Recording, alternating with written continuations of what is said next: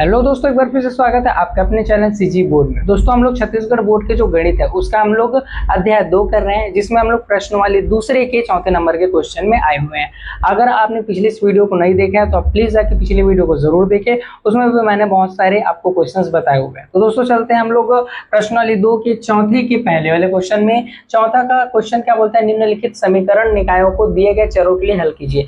यानी कि एक्स और वाई का मान हम लोग को निकालना है। सेम वही दो विधि का इस्तेमाल करना, एक विलोपन विधि हो गया या तो प्रतिस्थापन विधि, आपकी मर्जी, आपको जो अच्छा लगता है उसको करें, लेकिन हमने अधिकतर अभी तक के क्वेश्चन को विलोपन विधि से ही बनाया है। तो दोस्तों चलिए, इसको समीकरण 1 नाम दे देते हैं, इसको समीकरण 2 नाम दे देते हैं। अब इसको हम लोग सॉल्व करेंगे तो देखिए सेम ही दिख रहा है, तो हम लोग क्या करेंगे, समीकरण 1 और समीकरण 2 को जोड़ने पर तो सीधा हम लोग क्या कर देते हैं, इसको जोड़ देते हैं और कुछ नहीं करेंगे। तो x प्लस वाई बराबर 1, x माइनस वाई बराबर -1, इसको जोड़ेंगे। जोड़ने पर चिन्ह नहीं बदलता है, सिर्फ और सिर्फ घटाने पर ये नीचे का चिन्ह बदलता है। ठीक है, तो अभी चिन्ह नहीं बदलेंगे, x और x को जोड़ेंगे तो 2x हो जाएगा। ये प्लस वाई है और ये माइनस वाई है, तो दोनों आपस में घट के 0 हो जाएंगे। इधर भी अगर देखा जाए तो ये घट के कितना हो जाएगा, 0। ठीक है, क्योंकि ये प्लस में और एक माइनस में, 2 को यहाँ गुणा में, इधर पक्षांतर करेंगे हम लोग। क्या करेंगे, पक्षांतर। तो यहाँ पर अगर देखा जाए तो x का मान 0/2 हो जाएगा और 0 के साथ किसी चीज का भाग देंगे तो आंसर कितना आता है, 0। तो यहाँ एक चर यानी x का मान हमको निकल के आ गया है हमारे पास। अब इसी x के मान को कोई भी समीकरण में आप रख दीजिए, y का मान आ जाएगा। जैसे समीकरण 1 में मैं x बराबर 0 रख देता हूँ रखने पर, तो चलिए रख देते हैं। तो क्या हो जाएगा, 0 प्लस वाई बराबर 1। तो अगर इसको हल करेंगे तो y बराबर कितना आएगा, 1 आ जाएगा। कितना आ जाएगा, y बराबर 1। तो x और y का हमारा क्या आ गया, मान आ गया। यही हमारा क्या है, आंसर है। तो समीकरण निकायों के चर क्या हो जाएंगे बताओ, तो x बराबर 0 और y बराबर 1, यही हमारा क्या हो जाएगा, आंसर हो जाएगा। तो दोस्तों ये भी वही क्वेश्चन है जो हम लोग दूसरे तीसरे में बनाए हुए हैं, वैसे ही ये भी बनेगा। तो आप जल्दी से इसको नोट कर लीजिए, फिर चलते हैं अगले वाले क्वेश्चन में। तो दोस्तों चलते हैं प्रश्न नंबर चौथे के दूसरे नंबर के क्वेश्चन में। सेम उसी तरीके से बनेगा जैसे हमने पिछले इस वीडियो में क्वेश्चंस को बनाए हैं। इसको भी हम लोग समीकरण 1 और समीकरण 2 नाम दे देते हैं। चलो हल करते हैं, क्या बोलेंगे इसमें। हम लोग देखें तो ये गुणांक सेम नहीं है, तो पहले गुणांक सेम करना पड़ेगा। तो इसमें अगर 2x है तो अगर इसको 2 बनाना है तो पूरे में 2 का गुणा कर देता हूँ।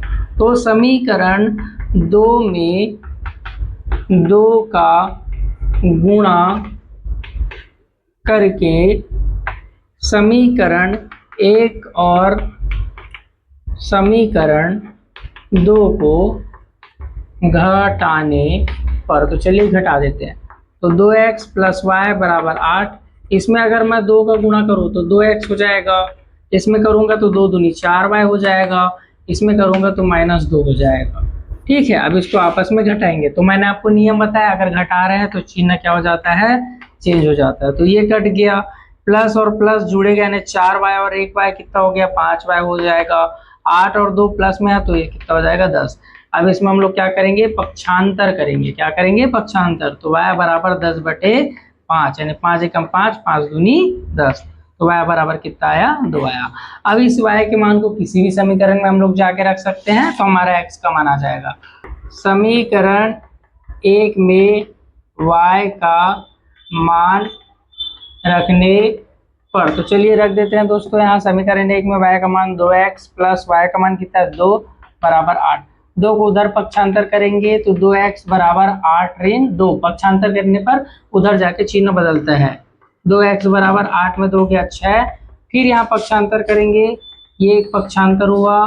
फिर यहाँ पर हम लोग पक्षांतर करेंगे तो 2 नीचे चला जाएगा, 6/2, 2 तिया 6। तो x का मान यहाँ पास क्या आ गया, 3। तो दोस्तों आप देखेंगे y और x का मान यहाँ भी आ गया। तो इस प्रकार हम लोग क्या करेंगे, इसका आंसर देंगे। तो चलते चौथे के अब तीसरे नंबर के क्वेश्चन में। तीसरे नंबर के क्वेश्चन में आपको फिर से 2 समीकरण दिया है, इसको भी हम लोग विलोपन विधि से ही हल करेंगे। तो दोस्तों यहाँ पर अगर आप देख पा रहे हैं तो इन दोनों का गुणांक सेम नहीं है, तो हम लोग क्या करते हैं, विलोपन विधि में जिस चीज को गायब करना है उसका गुणांक सेम करते हैं। तो फिलहाल तो इस क्वेश्चन में हम लोग x को गायब नहीं करेंगे, y को करेंगे, क्योंकि y को गायब करने के लिए हम लोग सिर्फ और सिर्फ क्या करेंगे, समीकरण 2 में अगर 3 का गुणा कर देते हैं तो यहाँ 3 आ जाएगा। तो ये y का गुणांक और ये 3y दोनों सेम हो जाएगा, तो ये कट जाएगा। तो क्या करना है, स्टेप समीकरण 2 में 3 का गुणा करने पर। तो देखिए आप 3 का गुणा करेंगे, 3 दूनी 6x, फिर 3 माइनस 3y हो जाएगा और 3 दूनी 6। ये समीकरण नंबर इसको क्या दे देते हैं, 3 दे देते हैं। अब क्या करेंगे, समीकरण 1 और समीकरण 3 को जोड़ देते हैं। क्या करेंगे, जोड़ने पर। क्यों जोड़ेंगे आगे बताता हूं आपको। 4x प्लस 3y बराबर 5, और इसको देखेंगे तो 6x माइनस 3y और 6।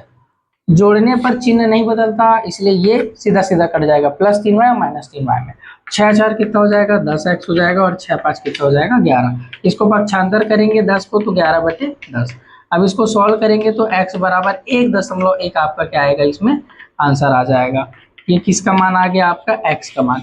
1.1 कैसे है, भाग देने पर। हम लोग 10 और 11 को भाग देंगे तो 10 एकम 10, कट गया, 1 बचा। दशमलव लगा के 0 लगाएंगे, फिर 10 एकम 10। तो इस प्रकार से हम लोग इसको क्या किए, सॉल्व किए। ठीक है, अब इस x के मान को हम लोग क्या करेंगे, समीकरण यहाँ रख देते हैं 3 में, है ना। तो समीकरण 1 में x बराबर 1.1 रखने पर, तो 4 गुणित 1.1 प्लस 3y और बराबर 5। ठीक है, अब 4 और 1.1 को आपस में गुणा करेंगे तो क्या हो जाएगा, यहाँ पास 1.1 गुणित 4 को गुणा करेंगे तो 4 एकम 4, 4 एकम 4.4 आएगा, 4.4 और प्लस 3y बराबर 5।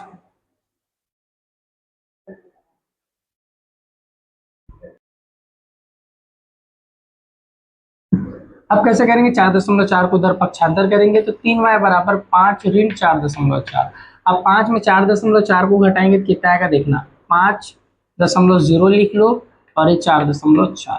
तो माइनस करेंगे तो 10 में 4 गया, 6 बचता है। यहाँ से हासिल लिए थे तो कितना हो गया, 4 4 में 4 गया 0, यानी 0.6 हो जाएगा।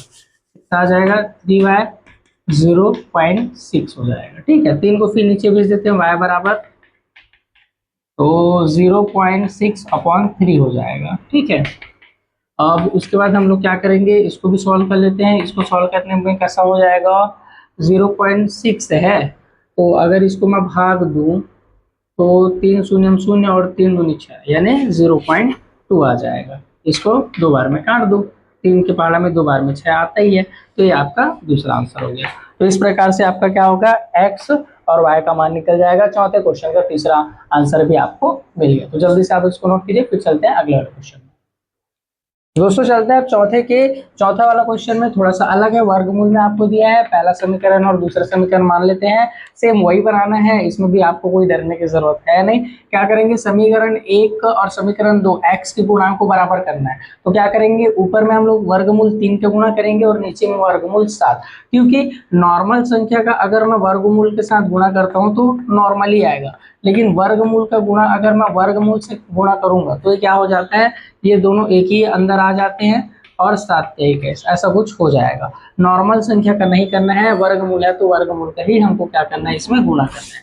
जैसे कि देखिए यहाँ पर समीकरण 1 में वर्गमूल 3 का गुणा करेंगे, 3 का गुणा, तथा समीकरण 2 में वर्गमूल 7 का गुणा करके घटाने पर। तो चलिए देखते हैं, 3 का गुणा करेंगे, इसमें वर्गमूल 3 का गुणा पूरे में होगा तो वर्गमूल 3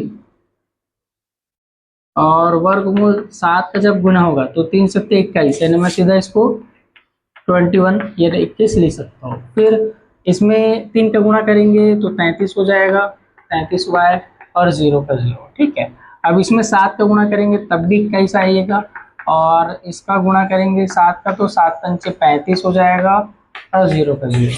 फिर इसको घटाना है तो घटाने में चिन्ह चेंज होता है, माइनस और प्लस, ये कट गया, प्लस और प्लस जुड़ेगा, 35 और वर्गमूल 33 तो कितना हो जाएगा, यहाँ पास वर्गमूल 33y प्लस वर्गमूल 35y बराबर 0, ये दोनों जुड़ता है तो दोनों y और y को मैं कॉमन निकाल देता हूँ। यहाँ हो गया वर्गमूल 33 प्लस वर्गमूल 35, इसको ऐसे हम लोग जोड़ नहीं सकते, इसको क्या करेंगे, ये गुणा में है, उधर जाके पक्षांतर करके भाग में लाएंगे तो क्या हो जाएगा, 0/33 वर्गमूल 33 प्लस वर्गमूल 35। अब किसी चीज को जीरो से हम लोग भाग देंगे तो कितना ही आता है, जीरो ही आता है। तो आपका y का मान कितना आ गया, जीरो आ गया। अब इस y के मान को हम लोग कोई भी समीकरण में जाके रख देते हैं, जैसे समीकरण 1 में रख देते हैं। तो समीकरण 1 में y बराबर जीरो रखने पर, तो जीरो रखेंगे y बराबर, तो क्या हो जाएगा, वर्गमूल 7x प्लस वर्गमूल 11 गुणित जीरो बराबर जीरो, यानी कि वर्गमूल 7x, अब जीरो का गुणा जीरो ही होता है, जीरो आएगा। फिर इस वर्गमूल 7 को नीचे भेज देंगे तो x बराबर जीरो बटे वर्गमूल 7, तो इसका भी मान आपको क्या मिलेगा, जीरो ही मिलेगा। तो आपको x और y का मान यहाँ से मिल जाएगा। तो इस प्रकार हम लोग चौथे क्वेश्चन के पूरे चारों क्वेश्चन को यहाँ बना लिए हैं। आप एक बार इसको अच्छे से देख लीजिए और नोट कर लीजिए। वीडियो अच्छा लगा तो वीडियो को लाइक और चैनल को सब्सक्राइब जरूर करें। मिलते हैं आपको अगले वीडियो में। Thank you.